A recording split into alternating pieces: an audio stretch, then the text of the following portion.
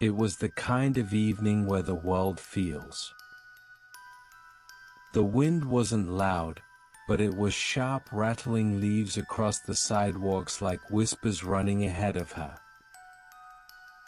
Maya left her office later than usual. Everyone else had gone home hours ago.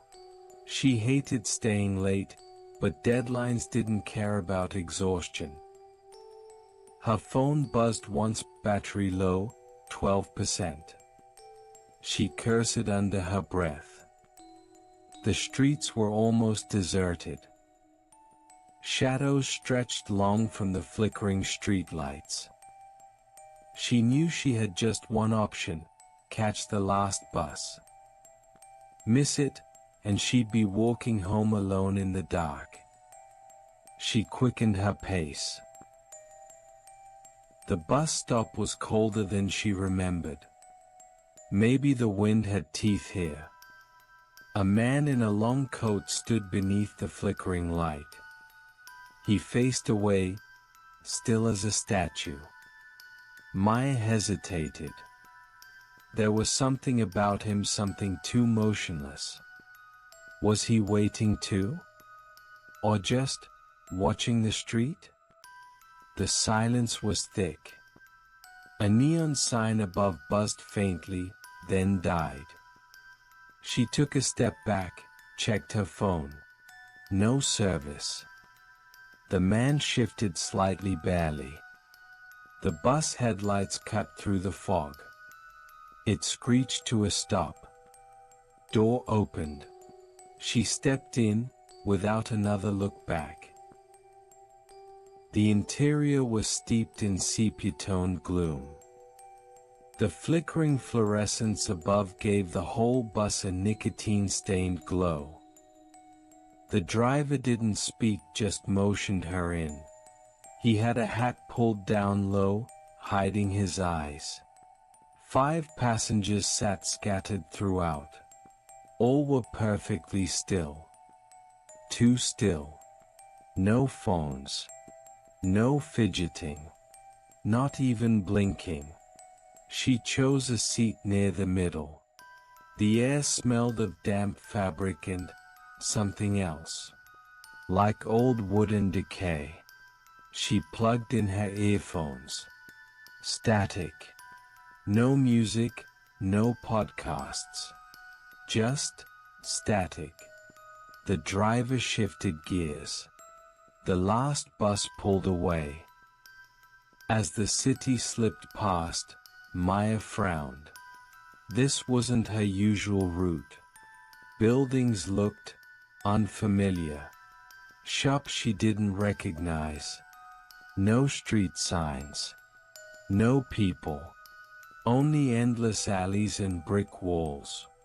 She leaned toward the window. The fog outside swirled unnaturally, like it was alive. The turns the bus took were sharp, jarring. It felt like they weren't following any map at all. She looked for landmarks, none. Nothing made sense. The lights outside dimmed. Her phone still showed the same time, 11:44 p.m. Had it really not changed? She looked around. The same 5 passengers. Still unmoving. Still silent. One woman wore a wedding dress, veil over her face. Another man held a briefcase, but he never shifted. There was a child, 2 sitting alone, hands folded, eyes closed. No one spoke. Not a single cough or sigh. Just the sound of the engine rumbling under their feet. Maya cleared her throat. "Excuse me," she whispered. No response. Not even a blink. They didn't seem real. But she could feel them breathing. Couldn't she? She made her way to the front, gripping the poles for balance as the bus jerked through another sudden turn. "Sir," she called out, "where are we going?" No answer. She leaned in. The driver's face was reflected in the cracked rearview mirror. His eyes were not human. Black. Endless. And his mouth was wrong. The teeth were too many. Too sharp. He didn't blink. Didn't even breathe. Just stared through the mirror, directly at her. Her knees weakened. She staggered back to her seat. The engine howled louder. Ahead, the bus entered a tunnel. Not a city underpass, this was something older. Primitive. Carved from jagged stone, vines clinging to its mouth like veins. The light from outside vanished. Inside the tunnel, the world grew heavy. The sound of the engine echoed endlessly. It was too long. Too dark. She heard whispers now, not from the passengers. From the walls. From the ceiling. Names, regrets, her name. She covered her ears. It didn't help. The whispering was inside her head. Shapes formed outside the glass. Hands, clawed and gray, smeared across the windows. Faces without eyes. Screaming mouths. They stared inward, pressing against the glass like it was thin ice. Maya screamed, backing away. The other passengers didn't react. One of the shadows grinned, jagged teeth, too wide. The windows pulsed with each knock. Thud. Thud. Thud. Something wanted in. Or, something wanted her out. Suddenly, her memories flashed: her sister's face, her childhood room, the accident, the funeral. The sound of a crash. Screaming. Guilt. All of it resurfaced. She looked up. The passengers' faces had changed. Her father. Her sister. Her old best friend. All people she'd wronged. All watching her with hollow eyes. Was this the price? Was this bus a judgment? She covered her face and wept, whispering apologies that echoed louder than she meant. The bus began to shift. The ceiling stretched upward, rippling like water. The floor curved, tilting. Seats twisted into new shapes. Geometry didn't follow rules here. One passenger crawled along the wall. Another melted into the floor. Maya clutched the metal bar beside her, knuckles white. This wasn't a bus anymore, it was alive. Breathing. Watching. Waiting. It was taking her somewhere. Somewhere final. The tunnel ended, but it opened into a nightmare. The world outside was fire. Ashes rained from a blood-red sky. Figures roamed a burning field, walking in endless circles, their eyes vacant. The bus halted. The doors creaked open. One by one, the passengers stood. They exited without a word. Each faded into the flames. Not burning, dissolving. Erased. Maya sat frozen. The driver turned slowly.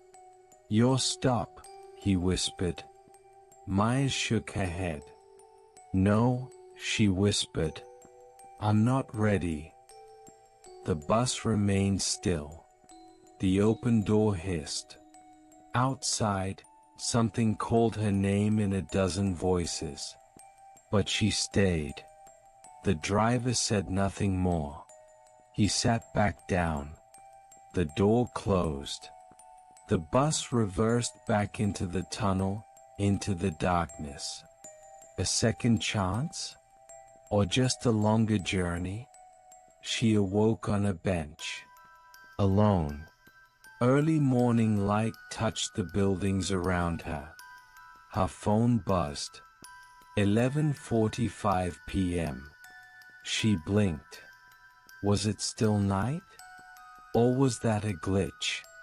A message appeared, "Come outside." It was from her sister. Her dead sister. She looked up and saw the bus. Same driver. Same stare. Waiting. She didn't move. Couldn't. The bus door opened again. Empty. Inviting. The sign above it flickered in broken neon. The last bus.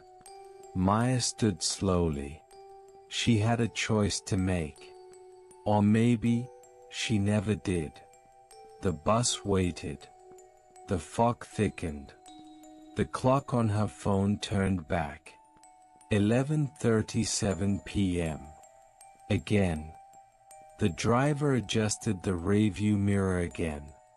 The glass inside it shimmered, then broke.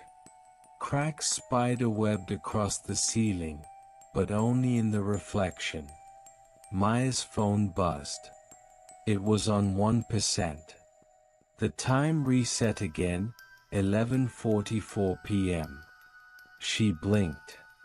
She had just watched it change to 11:45.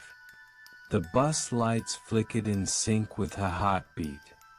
And then, suddenly, silence. Even the engine had stopped. The world was frozen. When the bus began moving again, she noticed something horrifying. They were looping the same street. Over and over. Same graffiti. Same broken fire hydrant. Same crushed soda can. The roads twisted like Mobius strips. She stood and turned toward the back, no one there. But when she turned forward, the passengers were back. Each wore a twisted grin. They nodded in unison. The world outside blurred into streaks. Was she even moving? She caught a glimpse of herself in the bus mirror. Only, it wasn't her. The reflection stared straight ahead, smiling faintly. Maya wasn't smiling.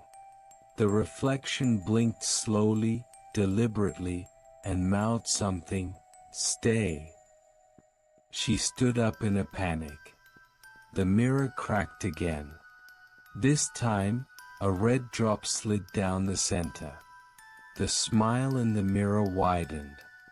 Behind it, more faces gathered, versions of her. Angrier. Sadder. Deformed.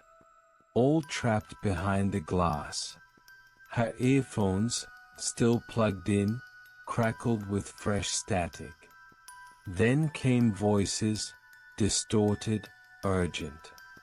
"Don't let it take you. Jump.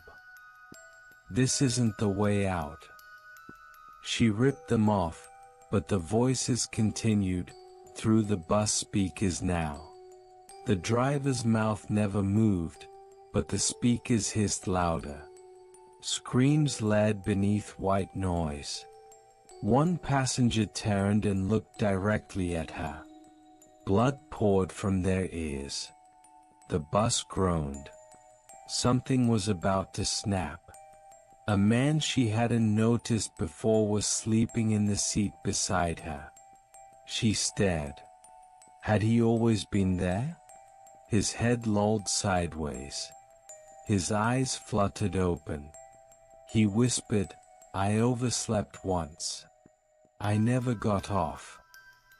He pointed toward the emergency exit at the rear. "Only way out is broken," he coughed. His body aged rapidly before her eyes, wrinkling, sinking into the seat. In seconds, he was dust. Nothing but a coat remained. The seat he sat on vanished entirely. The bus stopped. A booth stood alone in a black field, glowing green. A figure stepped inside. It looked like the man from the bus stop. The driver handed him a coin. The booth lit up, revealing walls of skin, stitched with eyes. They blinked as Maya stared in horror. The figure nodded, dropped the coin into an unseen slot, and faded into the booth. The bus doors closed. The driver exhaled, for the first time. Suddenly, the bus began to drive backward. At full speed. The road outside played in reverse, people walking, smoke falling back into cigarettes, blood reversing into wounds. Maya's thoughts reversed too. She remembered things she'd forgotten. The scream of tires. The smell of gas. Her own last breath. "You've been here before," said a voice. Was she remembering, or reliving? Through the fog, something followed the bus. Huge. Pale. Crawling like a centipede made of human limbs. It howled without sound. Every time Maya blinked, it was closer. The other passengers sat still, but their eyes darted nervously. The driver gripped the wheel tighter. The bus sped up. The creature was gaining. Maya closed her eyes tight. When she opened them, it was gone. But one handprint was on the window. From the inside. Her phone lit up again. A signal bar. Just one. A single text appeared, "Run." Then the screen melted. Literally. The plastic ran like wax. From outside, alarms began to wail, a sound not from this world. A low, guttural echo, shaking the windows. The passengers screamed in unison, one scream, one pitch. Maya covered her ears. The bus didn't stop. Neither did the scream. The bus doors opened again. Two paths appeared, one of pure light, too bright to look at. The other, pitch black and silent. A man stood between them. His face was blank. He held out 2 tickets. Maya reached for the light. He pulled it away. "You haven't earned that one." She took the dark ticket. The man smiled, and his face unraveled. Like wet paper. Maya found herself alone on the bus. A spotlight hit her seat. A voice, booming, alien, echoed around her. "Do you regret it?" "Which one?" she asked. "All of them." Her old memories began to play on the windows like film reels. Mistakes. Cruel words. Missed chances. The seats beside her filled again, with the versions of herself who'd made those choices. They began whispering, "Why didn't you?" All at once, everything stopped. No motion. No sound. The bus frozen in place, mid-air, over a void. The stars above rearranged themselves into symbols she didn't understand. Time stood still. She floated. For a moment, she wasn't Maya anymore. She was nothing. A whisper from within said, "You must choose again." And then, gravity returned. She screamed into the silence, "I was trying to help." The bus shuddered. A soft voice answered, "But you lied." Every passenger turned to face her again. Their faces melted into her own. Her reflections. Her sins. Her shame. Maya sobbed.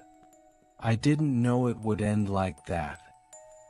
The bus whispered, it always ends like this. The vehicle stopped. This time for good. The driver stood and removed his hat. Beneath it, nothing. No face. No skull. Just endless darkness. He extended a hand. It's time. Maya didn't resist. She stood. Walked past every empty seat. At the door, she paused. Outside was nothingness. A void. A final destination. She stepped off. Maya opened her eyes. She was in her office. Alone. 11:43 p.m. Her phone buzzed. Battery low. She looked out the window, fog rolling in. She stood. She knew what she would see. The bus. Headlights flickering. Waiting. She tried to scream. But her mouth moved on its own. I'm just trying to get home.